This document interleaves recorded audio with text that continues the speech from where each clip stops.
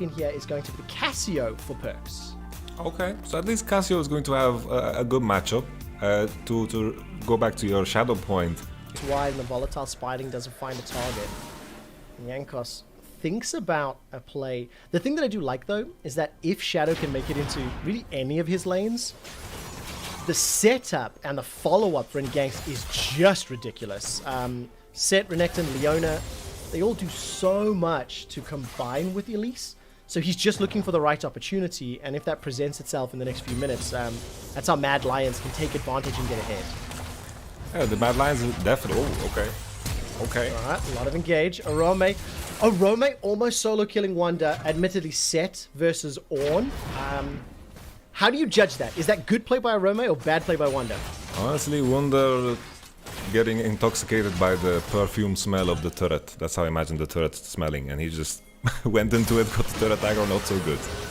Okay, Shadow's now showing up in the bottom lane. We'll be catching Jankos. The TP's coming down earlier from Mad Lions. First Blood is available for them. Whoa, that's it! The First Blood King concedes First Blood because Shadow is there. Humanoid's teleport, I think it got interrupted. I would assume a miasma or something. I'd like to check that later.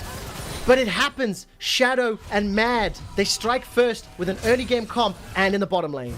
It's so weird here for G2 to be the ones aggressing there onto the bottom side, because they were the ones forcing. I think they need to play it cool, because Leona, Kai'Sa, Elise are so powerful in these early engagements. I think G2 still need to play through mid lane. That's where Renekton is going to struggle. 2v2 mid is the way forward. We have a dive, Trevor. Oh, we do indeed. Caps is going to be running for his life. No flash, no cleanse. Shadow with the second. Kazi's now going to look for another. He does get taken out. Mickey throws out one of those autos from Yuumi, but it's 3 kills to 1. It's a 1,500 gold advantage. Manages to get advantage, and Perks roamed from mid. But do you feel it, Yamato? It's happening. Mad Lions with another fantastic play, and Jankos goes down. My goodness, if someone just Ornn dying. The crazy thing is, G2 are not playing through their one pressure point. Use Casio. Oh my, what the? It's faster than recalling. It's faster than recalling. Caps will do an arcane shift backwards, gets tagged out as Kazi's now stepping forward. Here comes Arome. Arome's going to be able to help out. It may not even be needed. And it's going to be another kill to Kazi.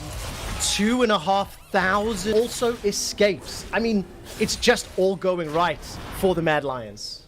I just feel like G2 completely lost sight of what their composition is about. Not patient at all, forcing over and over. Mad Lions have it easy.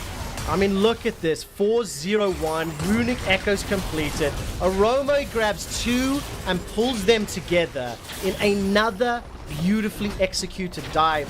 I'm sorry you haven't got a chance to speak, Yamato, but this has just been G2 need to be ready to counter that play. We know that they do have some options as this game scales up. Ezreal, Yuumi, Ornn will be disgusting if the game is not over. But Caps is now looking to put a play onto Kazi. He's going to start playing with a little bit of the ultimate there. Not going to find the CC Shadow. Summons the Rift Herald actually behind the tower. The Call of the Forge God not really going to do a whole lot. Waiting for the Cocoon. No, I think the key reason why the game has been slowing down is because, oh, okay, never mind. He gets away. That's not so good. Shadow's going to be able to flash over the wall, chased down by Caps. And what goes up must come down, and then it gets squashed. So anyways, Caps gets a kill. These cleanses are going to give a lot of value. Casio, Yuumi, so good at kiting. Mad Lions, tough to engage with. Okay, they're going. Yeah, they absolutely are. Mad Lions dive all the way in. They've made it 0-4-0. Jankos goes down, but Humanoid goes back. G2 are not done without a fight. Cocoon insta-cleansed, as you mentioned, Yamato. Slam dunk by Arome. It's a double for Perks. G2, they're right back in it. Triple for Perks on the Cassiopeia. Just when G2 Esports needed it. The team fight and the kills go to exactly who you want. My goodness, they get a fight victory. Drake was about to... Safe engage. Yuumi ult, Ornn ult. And when you look at Mad Lions, they need they need Shadow or Kai'Sa to go like straight in, right? The key thing with these snowball compositions, what we've been seeing in every region, honestly, LPL, LCK, LEC as well, is that you secure those early Drakes. This is... done that, but now they're taking a tower, taking a lot of damage on the tower, I should say, as well as picked up crucial kills for Perks' Cassiopeia. I wonder if G2 are coming to terms with the idea of just...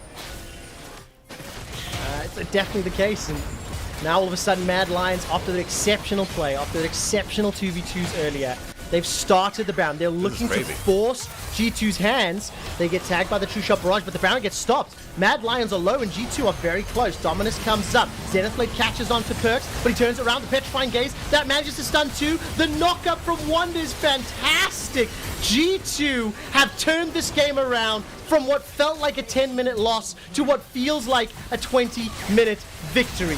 4 quick kills in succession. They close a 5,000 gold gap. They pick up the Baron uncontested because they killed all of the Mad Lions.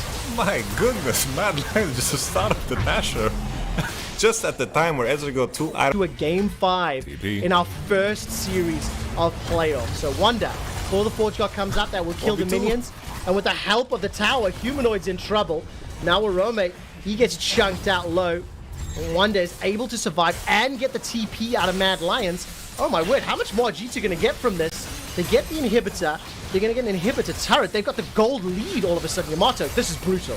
This is just, honestly, that was desperation to the max. I can't see a world where Mad Lions actually make a comeback. They need to, and that worked perfectly.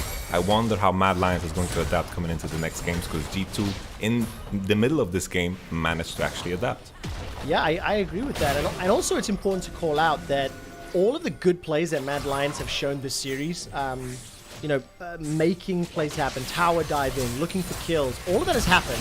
The difference is G2 didn't make as many mistakes. And now Mad Lions look for the engage onto G2. Perks goes very, very low, brings up the shield. Petrifying Gaze comes down, but that was a fantastic call of the Forge God. Humanoid's the first to fall. Arome will be next. Turns it around, and now all of a sudden Mad Lions are running for their lives. G2 Esports in a 5 versus 3 can push into the base with super minions. And they've set themselves up for a game 5 against Mad Lions. They cleaned up their play, but it is important to call out that Mad still generated a significant advantage in the early game. We've traded game for game back and forth as now G2 are pushing in. Last stand for 3 members of Mad Lions. Kazi's got his ultimate available, but this is such a difficult task. No solar flare for Kaiser. He will get taken out in a moment or two. Shadow repels up. Kazi is just running for his life. 1, 2, 3 members of the Mad Lions are down. The Pride is killed, and G2 Esports will force a deciding game. And it's going to be up to Mad Lions to stop it from happening. 1 or 2 lost kills here for G2 Esports as the Super Minions will look to finish the Nexus. 2 games apiece for the Mad Lions and G2 Esports. At the beginning of the day, if someone told